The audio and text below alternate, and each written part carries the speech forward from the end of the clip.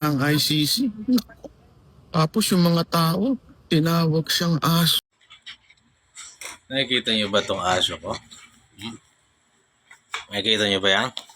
Buddy, hindi ako papayag na yan, aso yan. Pero parang tao yan, parang pamilya ko, parang anak ko yan. Makikipagpatayin ako sa dulo ng impyerno pag may gumalaw dyan. Kahit leon pa yung gumalaw, putang ina. Tapos si Trillanes, aso daw. Hindi aso si Trillanes.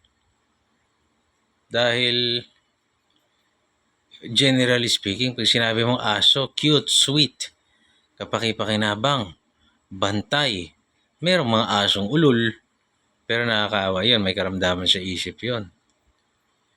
Si Trillanes ay siyang garapata.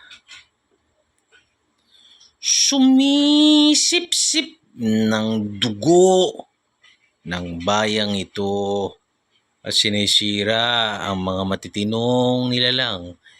Isa siyang bayot na demonyong garapata.